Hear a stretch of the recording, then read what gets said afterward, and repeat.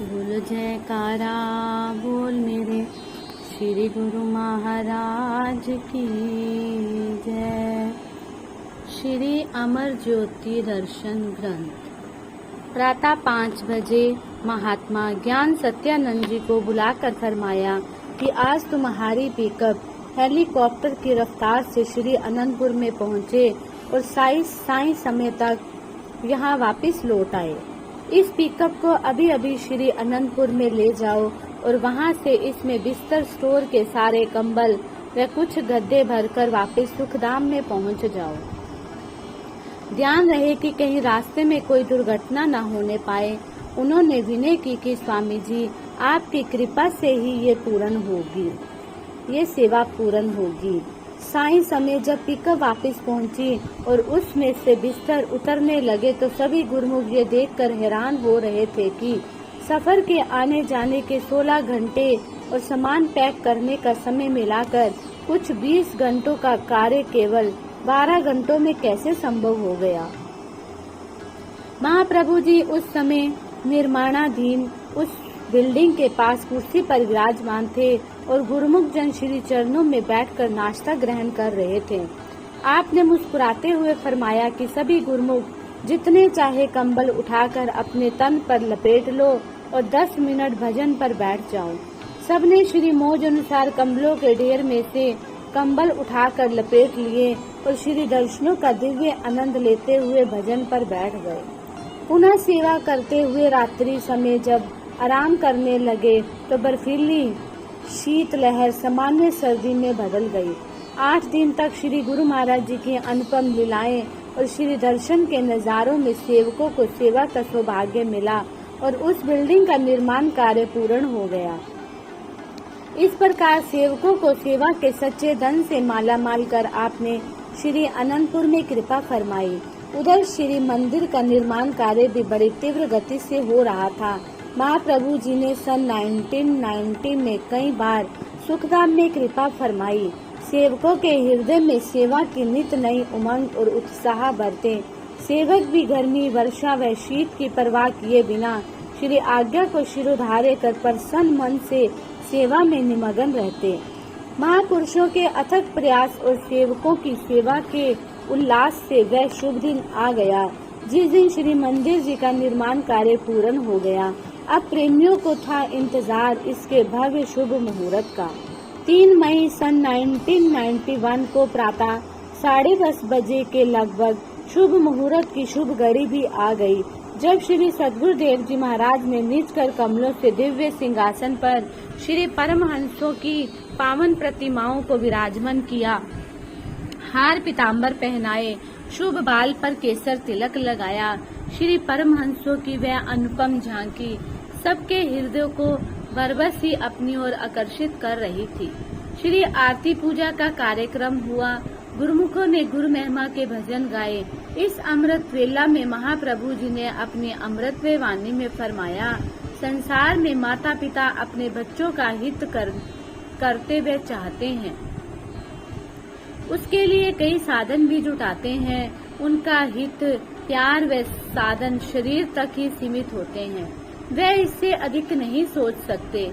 संत सत्पुरुष भी सदा सेवकों का भला करते हैं, उनके लिए लोक परलोक के साधन बना देते हैं ताकि जीव आगे असली पूंजी एकत्रित करके ले जाए।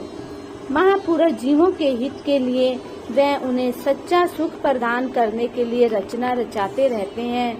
स्थान स्थान पर सत्संग आश्रम बनाए, सेवा का सिलसिला चलाया ताकि वहां रहने वाले गुरुमुखों को दायमी सुख मिल सके। गुरुमुखों का कितना सौभाग्य है कि आज यहाँ श्री मंदिर का भव्य निर्माण करके श्री परमहंसों की दिव्य प्रतिमाएं विराजमान की गई हैं। सब गुरुमुख इनका ध्यान करके इन्हें अपने मन मंदिर में बसाकर सच्चे सुख और शांति को प्राप्त कर सकते हैं। आप यहाँ बैठे हैं, जो यहाँ पहुँच सकते हैं, जिन्हें ये स्थान नजदीक है, वह अंतरिम इच्छा को पूर्ण कर भक्ति के साधन प्राप्त कर जीवन सफल बना सकते हैं। यही चीज सत्पुरुष सेवक को बख्शिश करते हैं। यही दायमी वस्तु लोक परलोक में संगी साथी है। ऐसी बख्शिश संसार में कोई नहीं कर सकता। सत्पुरुष ही धूमधाम से पैगाम लाते हैं। जिन जीवों की जन्म जन्मांतरों की मांग होती है कि जीवात्मा का भली भांति कल्याण कर सके, तो कुदरत की तरफ से सत्पुरुष ऐसा संयोग बना देते हैं, रचना रचा देते हैं। गुरुमुखों की ये खुशकिस्मती है कि घोर कलयुग में मानुष जन्म की प्राप्ति के बाद आत्मिक कल्याण के साधन मिल गए हैं। जब प्रेमियों को सब साधन मिल गए हैं तो उनका ये फर्ज हो जाता है कि ज्यादा से ज्यादा वक्त देकर अपने मन और सुरती को इन साधनों की ओर लगाएं। सही मायने में जीवन की सफलता भी इसी में ही है। प्रेमियों की प्रसन्नता का कोई पारावार ना था। आज उन्हें आत्मा की सच्ची निधि जो प्राप्त हो गई थी। सबने अपने दामन को भक्ति धन से भरपूर पाया। उसी दिन ही आपने इस आश्रम का शुभ नाम सुखधाम फरमाया। यहाँ आठों याम सुख ही सुख की परबात रहती है। गम फिक्र का तो नामो निशान ही नहीं, चाहों और सुख का ही साम्राज्य है। यहाँ पानी की असुविधा को दूर करने के लिए आपने 1 मार्च सन 1990 में नीच कर कमलों से बावली की खुदाई का कार्य करवाया। लगभग 45 फुट गहराई पर जाकर पानी मिल गया।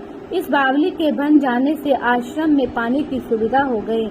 इससे पहले पानी बाहर से टैंकरों में भरकर आता था। अब महाप्रभु जी ने इस धरती पर यहाँ पानी का निशान ही ना था, बाग बगीचे बनवाने की मौज उठाई। आज सभी गुरुमुख ये देखकर हैरान थे कि सुखधाम की सूखी धरती पर आज रंग बिरंगे पुष्प सुशोभित हो रहे हैं। नाना प्रकार के फलों से लदे वृक्षों से उद्यान लहलहा रहे हैं। यहाँ समय अनुसार पक्की सड़कों का निर्माण हो गया, जिससे आश्रम में चलने फिरने की सुविधा के साथ साथ हर जगह पर स्वच्छता बनी रहती है। गौशाला व डिस्पेंसरी आदि का निर्माण कर गुरुमुखों को ये सुविधा भी उपलब्ध करवा दी गई। 29 अप्रैल सन 1992 में गुरुमुखों की मांग पर महाप्रभु जी ने भक्तानियों की तरफ भजनाभ्यास के लिए श्री शांति भवन का शुभ मुहूर्त किया। सबको इस अवसर पर मुबारक देते हुए पावन वचनों में फरमाया, महापुरुषों की हर कार्रवाई जीव कल्याण हेतु ही हुआ करती है। वे जीवों को काल और माया के जंजाल से छुड़वाकर उन्हें भक्ति की ओर अग्रसर करते हैं, ताकि उनका जीवन सुखरूप बन सके। ये श्री परमहंस दयाल जी का दरबार है। यहाँ केवल भक्ति और नाम की ही कमाई करवाई जाती है, ताकि जीव अपनी सुरती को शब्द से जोड़कर सुखरूप परमात्मा से एकाकार हो सके। ये जीव उस मालिक का ही अंश है। आज यहाँ श्री परमहंस दयाल जी की पावन प्रतिमा विराजमान की गई है। इस स्थान का नाम श्री शांति निवास होगा। जो गुरुमुख यहाँ बैठकर अपनी सुरती को शब्द से जोड़ेगा, उसे भरपूर शांति मिलेगी। सब दुखों गमों का सफाया हो जाएगा। महापुरुष ये स्थान इसलिए बनाते हैं, ऐसे समागम रचाते हैं, ताकि जीव सही मार्ग पर चलकर अपनी जीवात्मा का असली काम कर सके। ये जो स्थान बना है, आप सब गुरुमुखों का ये फर्ज है कि अधिक से अधिक समय निकालकर यहाँ भजनाभ्यास का लाभ उठाएं और महापुरुषों की प्रसन्नता के पात्र बने। श्री सद्गुरुदेव जी महाराज ने गुरुमुखों के आत्मिक कल्याण का मार्ग तो सुझाया ही, साथ में उनकी शारीरिक आवश्यकताओं की ओर भी पूर्ण ध्यान दिया। सर्वप्रथम लंगर बनाने वाले स्थान का निर्माण करवाया। समीपवर्ती स्थानों से आने वाली संगत बाहर खुले आंगन में बैठकर लंगर ग्रहण करती थी। महापुरुषों का कोमल हृदय उन्हें धूप में बैठकर भोजन ग्रहण करते हुए सहन न कर सका। शीघ्र ही एक बड़े हॉल का निर्माण करवाया गया, जिसमें संगत सरलता से बैठकर भोजन ग्रहण कर सके। जब ये हॉल बनकर तैयार हो गया, तो महाप्रभु जी ने 29 जनवरी सन 1992 में नीच कर कमलों से इसका मुहूर्त करते हुए श्री वचन किए। इस वक्त गुरुमुखों के मन में कितनी खुशी और आनंद भरा है। ये गुरुमुखों की अपनी कमाई का फल है। जिस प्रकार इंसान धन कमाकर अपना मकान बनाकर मुहूर्त करके अपनी कमाई सफल करता है, ऐसे ही ये गुरुमुखों की सच्ची निष्काम सेवा का फल है। गुरुमुख निष्काम सेवा करते हैं, सतगुरु की आज्ञा मौज में चलते हैं, इसलिए उन्हें सच्ची राहत और सच्चा आनंद मिलता है। जिसके पीछे कोई गम नहीं रह जाता, वह खुशी खुशी अपना समय सेवा में बिताते हैं। सतगुरु की सेवा चाकरी, सुखी हूँ सुख सार, ਇੱਥੇ मिलन वड्याइयां दरगाह मोख द्वार। सतगुरु की सेवा ही सब सुखों का मूल है। गुरुमुख सेवा करके दरगाह में भी मान इज्जत पाते हैं, क्योंकि वह सच्चा सरमाया इकट्ठा करके ले जाते हैं। लेकिन इस चीज का खास ख्याल रहे कि सेवा करके कभी अहंकार ना आए। ये ख्याल ना आए कि मैं दिन रात सेवा कर रहा हूँ, फिर किया कराया सब खत्म हो जाता है। गुरुमुख का कर्तव्य है कि सदा आज्ञा व मौज में चलता रहे। इसी में ही खुशी है और सेवक का कल्याण है। सभी गुरुमुखों को लंगर के मुहूर्त की लाख लाख बधाई हो। तत्पश्चात सभी गुरुमुखों ने वहां लंगर में बैठकर भोजन ग्रहण किया। सबके चेहरों पर एक अनूठी खुशी छाई थी। सब महापुरुषों के उपकारों का वर्णन करते हुए एक दूसरे को बधाई देने लगे। रात्रि समय श्री दर्शन खुले और महाप्रभु जी ने अपनी अमृत वाणी में फरमाया, संसार में ऐसा कोई मनुष्य नहीं होगा जो दुखी जीवन व्यतीत करना चाहे। हर इंसान खुशी का तलबगार है, पर खुशी किस में है ये समझ सबको नहीं होती। आप जैसे गुरुमुख जिन्हें सत्पुरुषों की संगति मिल गई है, वह ही सही मायनों में सुख रूप जिंदगी व्यतीत करते हैं। ये महापुरुषों का तजर्बा है कि जो अपने जीवन को सत्पुरुषों के हवाले कर देता है, वह भक्ति का अनमोल धन पा लेता है। सत्संगति में आ जाने से इंसान खुशियों से सरशार रहता है। उसके कई जन्मों के अशुभ कर्म समाप्त हो जाते हैं। कहा भी है दोहा, एक घड़ी आधी घड़ी, आधी हु से आध, कबीर संगत साध की कटे कोट अपराध। सत्पुरुषों की पल भर की संगति जीव की काया पलट देती है। आप गुरुमुखों के कितने ऊंचे भाग्य हैं जो आपको सत्पुरुषों की संगत सोहबत मिली हुई है, चरण शरण मिली हुई है। आप सबका यही फर्ज हो जाता है कि भक्ति के पांचों नियमों की पालना करते हुए अपना ये लोक भी संवारे और परलोक भी सुहेला बना लें। अमृतमय वचनों की अमृतात् को पाकर और सच्ची खुशी को प्राप्त करने का रहस्य जानकर सब प्रेमी जन कृत्य हो गए। इस प्रकार इस आश्रम का निर्माण करके श्री सतगुरुदेव जी महाराज ने न केवल श्री प्रयागधाम आने जाने वाले गुरुमुखों को मार्ग में ठहरने की सुविधा प्रदान की, अपितु इंदौर, उज्जैन, देवास, खंडवा, बुरहानपुर, रतलाम, मंदसौर व आसपास के क्षेत्र में रहने वाली समस्त संगत जब जब श्री प्रभु जी कृपा फरमाते, पावन श्री दर्शनों और प्रवचनों की अनूठी दात को पाकर अपने भाग्य मनाती रहेगी। निज नाम येवला। श्री 108 श्री सतगुरुदेव जी महाराज श्री चतुर्थ पातशाही जी ने सन 1969 में मनमाड़ में स्थित येवला में एक स्थान को पारमार्थिक दृष्टिकोण से उपयुक्त जानकर खरीद करवाया। श्री अनंतपुर से श्री प्रयागधाम की ओर, श्री प्रयागधाम से श्री अनंतपुर के मार्ग में गुरुमुख प्रेमी जो बस द्वारा यात्रा करते थे, उन्हें रात्रि समय किसी अन्य स्थान को ढूंढना ना पड़े और ना ही किसी असुविधा का सामना करना पड़े। इसकी देखरेख के लिए महात्मा विचार गोपालानंद जी को वहाँ का सेवा कार्य सौंपा। एक कमरा और एक बरामदा बनवाया। शेष क्षेत्र निर्माणाधीन था। श्री 108 श्री परमहंस दाता दयाल श्री पंचम पातशाही जी ने सन 1971 में कार द्वारा यहाँ पर कृपा फरमाई। साय समय सारी जमीन का पर्यवेक्षण करते हुए फरमाया कि यहाँ पर भी धीरे धीरे इसका निर्माण होगा। श्री परमहंस दयाल जी की शक्ति से सब कार्य संपन्न हो रहे हैं। हमें भी अपनी जिम्मेवारी को निभाते हुए परमार्थ कार्य को बढ़ाना है। जिस ओर दृष्टि डालते उस भूमि का कण कण यही विनय सुनाता कि प्रभु अपने श्री चरण रस से कृतार्थ करते रहना।